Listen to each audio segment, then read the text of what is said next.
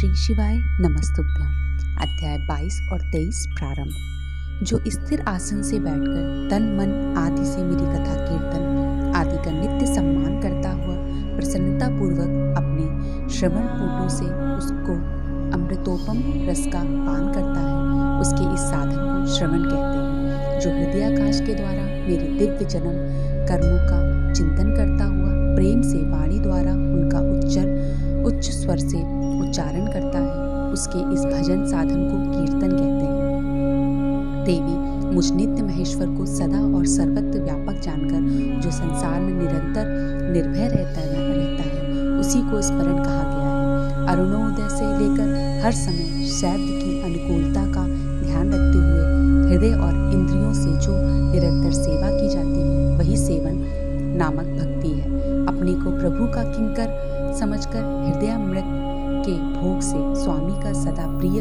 संपादन करना दास से कहा गया है। अपने धन वैभव के अनुसार शास्त्रीय विधि से मुझ परमात्मा को सदा पाद आदि 16 उपचारों का जो समर्पण करना है, उसे अर्चन कहते हैं। मन से ध्यान और वाणी से वंदनात्मक मंत्रों के उच्चारण पूर्वक 8 अंगों से भूतल का स्पर्श करते हुए जो इष्ट देव को नमस्कार किया जाता है, उसे वंदन कहते हैं। ईश्वर मंगल या मंगल जो कुछ भी करता है, वह सब मेरे मंगल के लिए ही है, ऐसा दृढ़ विश्वास रखना सख्य भक्ति का लक्षण है।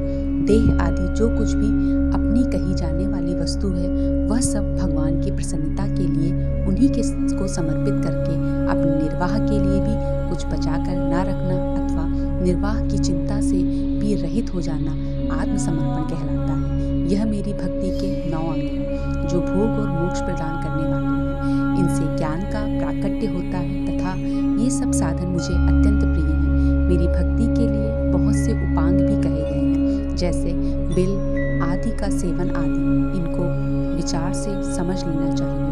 प्रिय, इस प्रकार मेरी सांगोपांग भक्ति सबसे उत्तम है। यह ज्ञान वैराग्य की जननी है और मुक्ति इसकी दासी है। यह सदा सब साधनों से ऊपर और विराजमान है। इसके द्वारा संपूर्ण कर्मों के फल की प्राप्ति होती है। यह भक्ति मुझे सदा तुम्हारे समान ही प्रिय है। जिसके चित्त में नित्य निरंतर यह भक्ति निवास करती है, वह साधक मुझे अत्यंत प्यारा है। देवेश्वरी, तीनों लोकों और चारों युगों में भक्ति के समान दूसरा कोई सुखदायक मार्ग नहीं है। कलयुग में तो यह विशेष सुखद एवं सुविधाजनक है। देवी, कलयुग में प्रायः ज्ञान और वैराग्य के कोई ग्राहक नहीं है, इसलिए वे दोनों वृद्ध उत्साह शून्य और जर्जर हो गए हैं। परंतु भक्ति कलयुग में तथा अन्य सब युगों में भी प्रत्यक्ष फल देने वाली है। भक्ति के प्रभाव से मैं सदा उसके वश में रहता हूँ, इसमें संशय नहीं है। संसार में जो भक्तिमान पुरुष है, उसकी मैं सदा सहायता करता हूँ, उसके सारे विघ्न को दूर हटाता हूँ। उस भक्त का जो शत्रु होता है, वह मेरे लिए दंडनीय है, इसमें संशय नहीं है। देवी, मैं अपने भक्तों का रक्षक हूँ। भक्त की रक्षा के लिए ही मैंने कुपित हो अपने नेत्र जनित अग्नि से काल को भी दग्ध कर डाला था। प्रिय, भक्त के लिए मैं पूर्व काल में सूर्य पर भी अत्यंत क्रोध हो उठा था और शूल लेकर मैंने उन्हें मार भगाया था।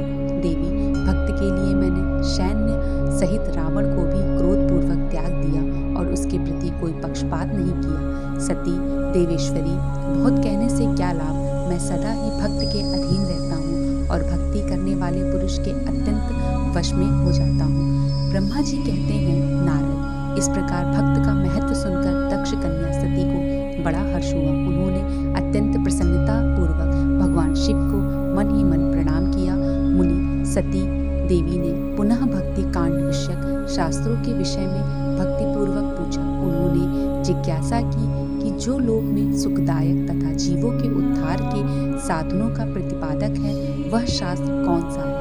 उन्होंने यंत्र मंत्र शास्त्र, उसके महात्म्य तथा अन्य जीवों द्वारा धर्म याज्ञ साधन को विषय में विशेष रूप से जानने की इच्छा प्रकट की। सती के इस प्रश्न को सुनकर शंकर जी के मन में बड़ी प्रसन्नता हुई। उन्होंने जीवों के उद्धार के लिए सब शास्त्रों का प्रेम पूर्वक वर्णन किया। महेश्वर ने 5 अंगों सहित तंत्र शास्त्र, यंत्र शास्त्र तथा भिन्न भिन्न देवेश्वरों की महिमा का वर्णन किया।